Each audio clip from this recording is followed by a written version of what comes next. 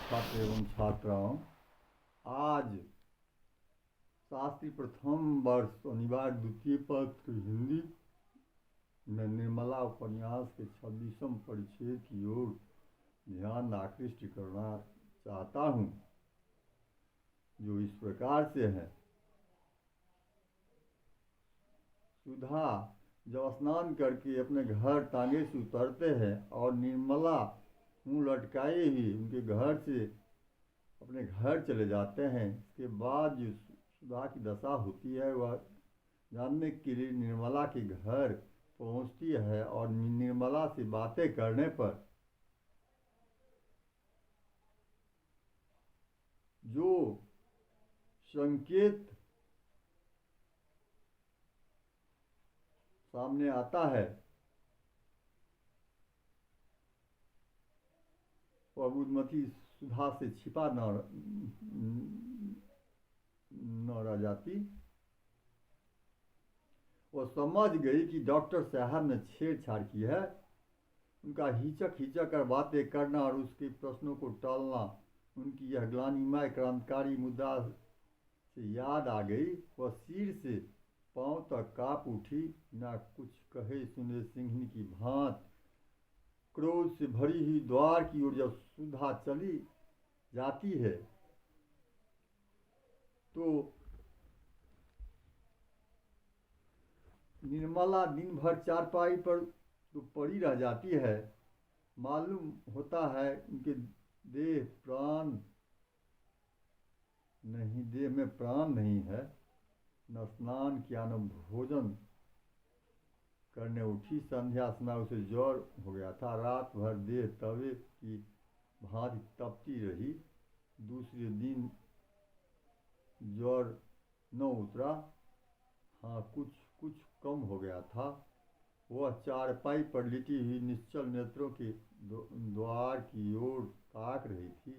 चारों ओर शून्य था, अंदर भी शून्य बाहर भी शून्य। कोई चिंता न थी, न कोई स्मृति, न कोई दुख।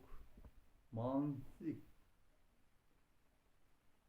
मस्तिष्क में स्पंदन की शक्ति ही न रह गई थी। सहसा रुक्मिणी बच्ची को गोद में लिए ही आकर खड़ी हो गई। निर्मला ने पूछा, क्या यह बहुत रोती थी? रुक्मिणी कहती है, नहीं, यह तो नहीं शिशक तक नहीं। रात भर चुपचाप पड़ी रही। सुधा ने थोड़ा सा दूध भेज दिया था, वही पिला दिया। निर्मला इस पर कहती है, अहिरीन दूध न दे गई? रुक्मिणी कहती थी, पिछले पैसे तो बाकी है।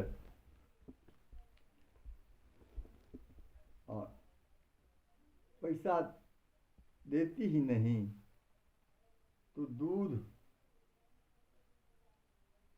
नहीं दिए। रुक्मिणी पूछती है, तुम्हारा तबीयत अच्छा है? तो निर्मला कहती है, हाँ अच्छा कुछ हुआ है, जरा देह गर्म हो गई है। रुक्मिणी कहती है, डॉक्टर साहब का तो बुरा हाल हो गया है। निर्मला पूछती है, क्या हो गया है?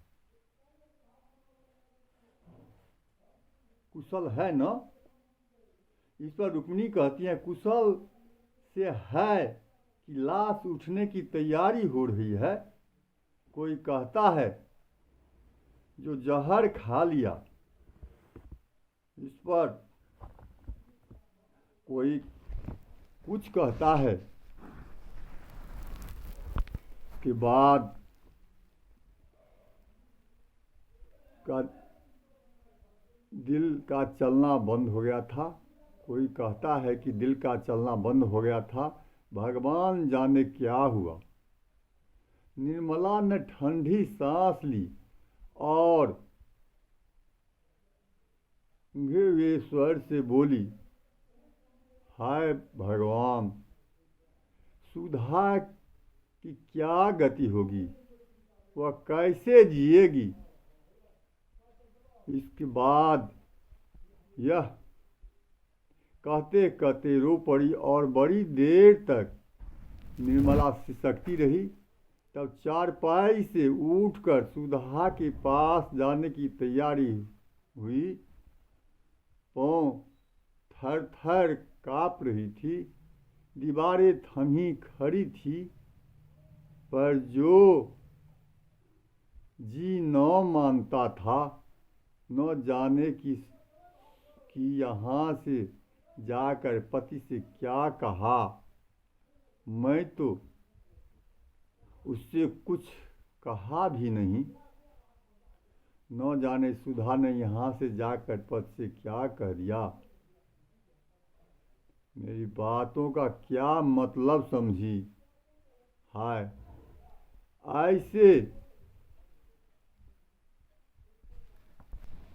ऐसे रूपवान,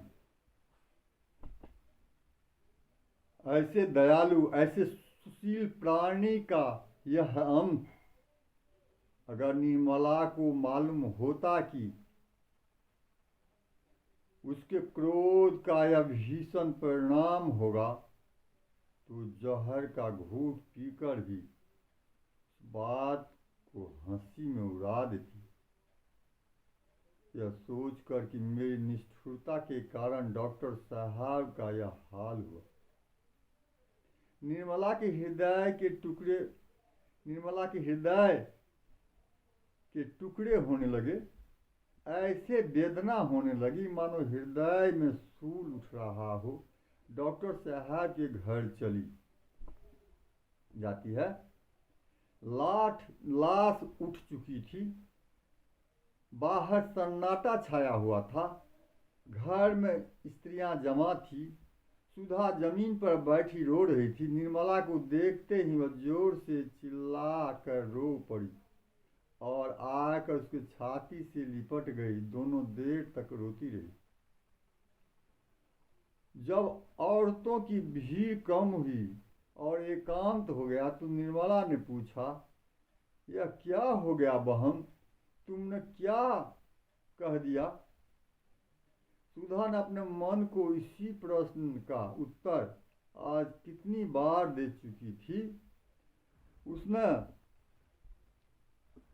मन की जिस उत्तर से शांत हो गया था, वही उसने निर्मला को जवाब दिया। बोली, चुप भी तो नहीं रह सकती थी बहन, क्रोध की बात पर क्रोध ही आता है।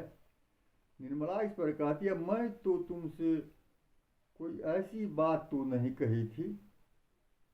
सुधा इस पर कहती है, तुम कैसी कहती हो, कह ही नहीं सकती थी, लेकिन उन्होंने जो बात हुई थी वह कह दी थी। उस पर मैंने जो मुंह में आया कहा। जब एक बात दिल में आ गई तो उसे हुआ ही समझना चाहिए। अक्सर और घात मिले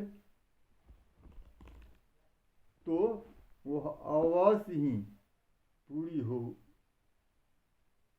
अर्थात सुधा निर्मला से कहती है, तुम कैसी कहती हो,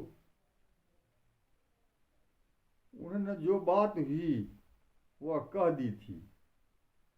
उस पर मैं जो मुंह में आया कहा। जब एक बात दिल में आ गई तो उसे हुआ ही समझना चाहिए। और अवसर यह बात अतः अवसर और घात मिले तो वह अवश्य ही पूरी हो, यह कहकर कोई नहीं निकाल सकता है कि मैंने तो हंसी की थी। एकांत में ऐसे शब्द जवान पर लाना ही कह देता है कि नीयत बुरी थी। मैंने तुमसे कभी कहा नहीं बहन, लेकिन मैंने उन्हें कई बार तुम्हारी ओर झांकते देखा। उस वक्त मैं भी यह समझा कि शायद मुझे धोखा हो रहा हो। और मालूम हुआ कि ताक झांक का क्या मतलब था। अगर मैंने दुनिया ज़्यादा देखी होती तो तुमने अपने घर न आने देती। कम से कम तुम पर उनकी निगाह कभी न पड़ने देती। लेकिन यह क्या जानती थी कि पुरुषों के मुंह में कुछ और मन में कुछ होता है। ईश्वर को जो मंजूर था वह हुआ। ऐसे सौभाग्य से मैं वैधव्य को बुरा नहीं समझती। दलिद्र प्राणी उसी धनी से कहीं सुखी है जिसे उसका धन सांप बनकर काटने दौड़े। वास कर लेना,